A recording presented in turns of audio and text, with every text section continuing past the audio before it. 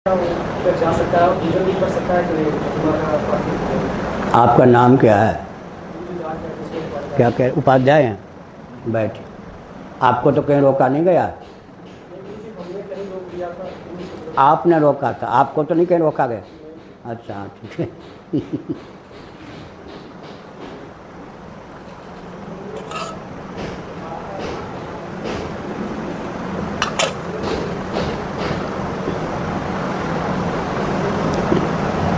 ऐसा है कि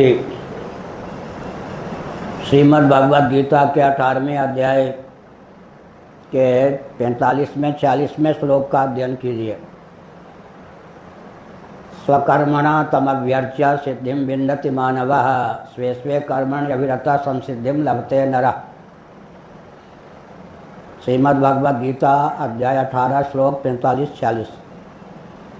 भगवान श्री कृष्ण का कथन है, अपने अपने कर्म के द्वारा मुझ सच्चिदानंद स्वरूप सर्वेश्वर की समर्चा विधिवत करने वाला सिद्धि को प्राप्त होता है। तो सनातन धर्म में फल चौर्य नहीं है, किसी को फल से वंचित नहीं किया गया। मैं सन्यासी हूँ, आप शूद्र और दलित की बात छोड़ दीजिए, ब्राह्मण कुल में उत्पन्न, फिर दंडी स्वामी, फिर शंकराचार्य के पद पर हूँ।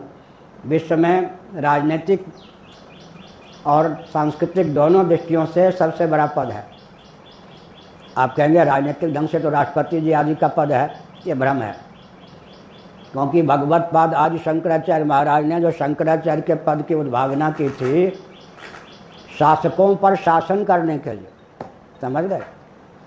इसलिए राजनीतिक दृष्टि से भी विश्व में सबसे बड़ा पद शंकराचार्य का होता है।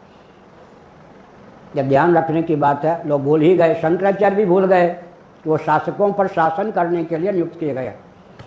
शासकों पर शासन करने का पद है शंकराचार्य का पद। तो एक तो ब्राह्मण कुल में उत्पन्न, फिर समय पर यज्ञोपवीत संपन्न, फिर दंडी स्वामी, फिर शंकराचार्य का पद। लेकिन मैं भोजन नहीं बना सकता, तो मैं शास्त्र को कोसूंगा या गुरुओं को कोसूंगा या ईश्वर को कोसूंगा। अग्नि स्पर्श नहीं मैं कर सकता, अग्नि का परित्याग करके संन्यास लिया जाता है। तो अभी भोजन बन रहा है और मैं भोजनालय में आपको दिखूंगा नहीं। कभी भोजन बनाता हुआ सबसे पहले मुझे यह दंड दिया जाए कि आपको भोजन नहीं मिलेगा क्योंकि आप भोजन नहीं बनाते। सबसे पहले हमारे पास भोजन आता है। अगर सन्यासी किसी के घर अतिथि बन के जाए तो गृह के घर के जो व्यक्ति होते हैं बाद में भोजन करेंगे, पहले भोजन न बनाने वाले को पहले भोजन मिलेगा। होता है या नहीं? तो मुझे यह दंड नहीं दिया जा सकता कि चूंकि आप आग का स्पर्श नहीं करते हैं, भोजन नहीं बनाते हैं, तो आपको भोजन नहीं दिया जाए। और आपके यहाँ भी नो एडमिशन लिखा होता है या नहीं? प्राइवेट कक्ष में या कहीं कहीं कोई बेधड़क चला जाएगा क्या? नो एडमिशन लिखा होता है या नहीं? तो वो कोई अपराध है क्या? नहीं। लेकिन अपमान तो नहीं है। कहीं ना कहीं जाकर कहीं ना कहीं तो गोपनीयता होती थी। तो पिछड़े वर्ग का तो बहुत बड़ा नुकसान हो गया। लेकिन पिछड़े वर्ग के लोगों ने इस बात को नहीं समझा। क्यों नहीं समझा? क्योंकि ब्राह्मण उनको कहता तुम भी हिंदू हम भी हिंदू, और मुसलमानों से देश की रक्षा करना है, धर्म की रक्षा करना है। ब्राह्मण ये नहीं बताता कि हम तुमको हिंदू बना करके तुम्हारा वोट लेते हैं और तुम्हारे वोट के आधार पर अपनी सरकार बनाते हैं और फिर सरकार से तुम्हारा ही सत्यानाश करते हैं। ये बात ओबीसी के लोगों को समझने की जरूरत है। ब्राह्मण हमको हिंदू बनाते हैं तो हिंदू के नाम पर हमारा वोट लेते हैं और हमारे ही वोट से हमारा ही सत्यानाश करने का काम ब्राह्मण लोग करते हैं। ये बात पिछड़े वर्ग को समझने की जरूरत है। चलो मस्जिद गिर गई, अभी फैसला आ गया मंदिर के फेवर में। फैसला आ गया तो मंदिर का ट्रस्ट बना, तो ट्रस्ट में एक भी ओबीसी के आदमी को नहीं रखा। चलो दूसरे लोग खराब हो गए, लेकिन विनय कटियार तो अच्छे वाले हिंदू हैं, उन्होंने भी मस्जिद गिराने में बड़ा काम किया था।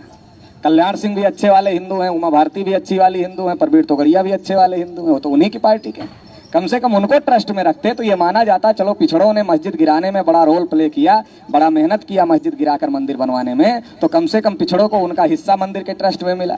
लेकिन एक भी पिछड़े वर्ग के आदमी को मंदिर के ट्रस्ट में नहीं रखा। इसका मतलब ये है कि हिंदू के नाम पर हमारा इस्तेमाल हो रहा है कि हमको जब मुसलमानों से लड़ना हो तब हम हिंदू हैं, जब वोट डालना हो तब हम हिंदू हैं, लेकिन जब हम अपने हक अधिकार की बात करें तब हम हिंदू नहीं होते हैं। ये जो साजिश देश में चल रही है, इस साजिश को पिछड़े वर्ग के लोगों को समझने की जरूरत है। क्योंकि पिछड़े वर्ग की आबादी 60% है।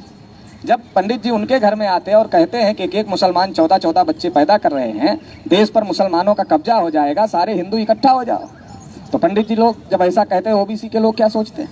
ओबीसी के लोग सोचते हैं अरे यार देश पर मुसलमानों का कब्जा हो जाएगा तो ठीक बात नहीं है, तो रोकना चाहिए। तो रोकने के लिए क्या करना होगा? तो पंडित जी के पीछे खड़े हो जाना होगा। तो पंडित जी जिनका 3.5 वोट है गाँव में, कितना है? 3.5% है, मतलब 3.5 वोट। तो 3.5 वोट जिनका है उनके पीछे हमारा 60 वोट खड़ा हो जाता है। 3.5% ब्राह्मण है और 60% ओबीसी है, तो 3.5 के पीछे 60 खड़ा हो जाता तो 63.5 हो जाता है, तो बहुसंख्यक हो जाता है।